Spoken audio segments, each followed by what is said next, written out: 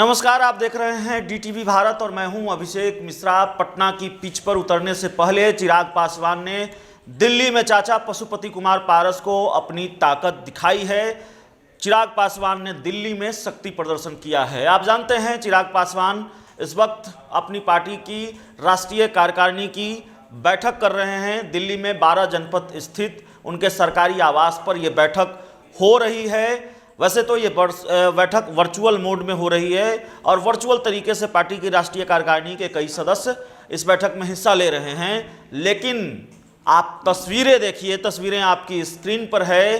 Party के राष्ट्रीय कार्यकारिणी के कई सदस्य, चिराग गुट के कई अहम नेता इस बैठक में मौजूद हैं, चिराग पासवान के घर पर मौजूद हैं। इस तस्वीर में अब्दुल खालिक नज़र आ रहे हैं जो चिराग गुट की जो लोजपा है उसके राष्ट्रीय उपाध्यक्ष हैं। इस बैठक में अशरफ अंसारी नज़र आ रहे हैं, चिराग पासवान के करीबी नेता हैं। इस बैठक में AK वाजपेयी नज़र आ रहे हैं और इस बैठक में वो तमाम नेता नज़र आ रहे हैं जो LJP के कद्दावर नेता हैं, राष्ट्रीय कार्यकारिणी के सदस्य हैं। और चिराग पासवान के घर पर जो LJP के कार्यकर्ता हैं और जो दूसरे नेता हैं उनका भी भारी जुटान देखने को मिल रहा है। तो चिराग पासवान ने अपनी ताकत का एहसास आज पशुपति कुमार पारस को कराया है। और न सिर्फ उन्होंने चुनाव आयोग में बल्कि कल लोकसभा अध्यक्ष से उनकी मुलाकात हुई और यही बात उन्होंने कही है कि राष्ट्रीय कार्यकारिणी में उनको बहुमत प्राप्त है। वो जो फैसले ले रहे हैं बतौर राष्ट्रीय अध्यक्ष वो संवैधानिक है, न कि उनके चाचा पशुपति कुमार पारस जो फैसले ले रहे हैं वो संवैधानिक है। चाचा का फैसला गलत है। चाचा को संसदीय दल के नेता के तौर पर मान्यता दिया जाना गलत है और चाचा का राष्ट्रीय अध्यक्ष घोषित कर देना गलत है। राष्ट्रीय अध्यक्ष मैं हूं और पार्टी के संविधान ने मुझे इसकी इजाज़त दी है कि मैं इस पद पर बना रहूं। और अभी राष्ट्रीय अध्यक्ष पद का कोई चुनाव नहीं हुआ है संवैधानिक तरीके से। पार्टी की जो राष्ट्रीय कार्यकारिणी है वो हमारे पक्ष में है, राष्ट्रीय कार्यकारिणी में हमको बहुमत प्राप्त है और वही एहसास आज उन्होंने इस बैठक में कराया है। तो चिराग पासवान सिर्फ चाचा पशुपति कुमार पारस को जवाब देने के लिए, उनको अपनी ताकत दिखाने के लिए ये बैठक नहीं कर रहे हैं। चिराग पासवान बीजेपी को भी अपनी ताकत दिखाना चाहते हैं। बीजेपी को भी ये एहसास दिलाना चाहते हैं कि अगर आप हाथ झटकने का मूड बना रहे हैं या फिर अगर आपने बीच मझधार में हमको छोड़ा है तो फिर ये नुकसान आपको भी हो सकता है। चिराग पासवान अलग राह लेने की भी रणनीति बना सकते हैं। उन्होंने पहले ही संकेत दे दिए हैं कि गठबंधन के स्वरूप पर भी इस बैठक में चर्चा होगी।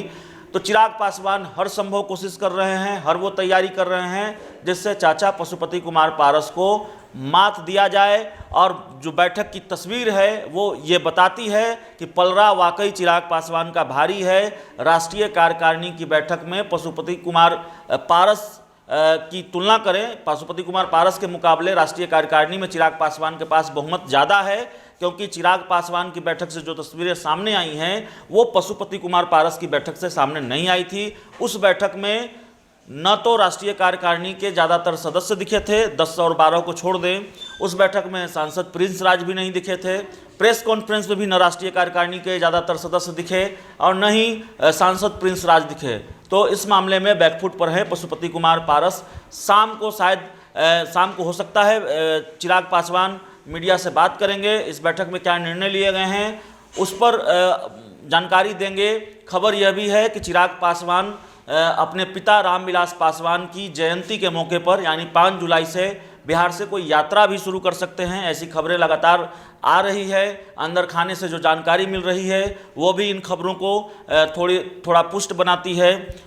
जो नपी तुली जानकारी मिल रही है चिराग के करीबी नेताओं द्वारा, तो वो जानकारी यही है कि चिराग पासवान बिहार से इस लड़ाई को लड़ना चाहते हैं, न सिर्फ चाचा पशुपति कुमार पारस के खिलाफ बल्कि CM नीतीश कुमार के खिलाफ एक बार फिर लड़ाई का आगाज़ करना चाहते हैं। और शायद वो शुभ मुहूर्त उनके लिए तभी होगा जब उनके पिता की जयंती है 5 जुलाई को, और शायद उस दिन से चिराग पासवान कोई यात्रा शुरू करें। तो ये वो तमाम चीज़ें हैं, तमाम प्लान हैं चिराग पासवान का।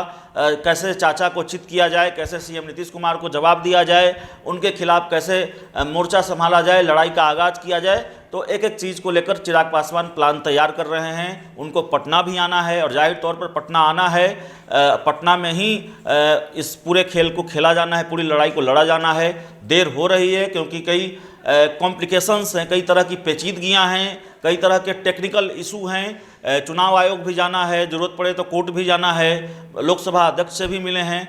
तो चिराग पासवान कम से कम चुनाव आयोग और लोकसभा अध्यक्ष के फैसले का इंतजार कर रहे हैं और उसके बाद चिराग पासवान पटना आ सकते हैं, बिहार आ सकते हैं और असली लड़ाई बिहार में ही होनी है। तो चिराग पासवान अपने घर पर जो बैठक कर रहे हैं, उस बैठक को लेकर जो जानकारी है वो हमने आपको बताई है और बैठक की तस्वीरों ने जाहिर तौर पर पशुपति कुमार पारस को निराश किया होगा, क्योंकि चिराग पासवान शक्ति प्रदर्शन में अब तक तो कामयाब ही दिख रहे हैं और राष्ट्रीय कार्यकारिणी में उनको बहुमत दिख रहा है। इस खबर में इतना ही, इस पूरी रिपोर्ट में इतना ही। बहुत बहुत धन्यवाद।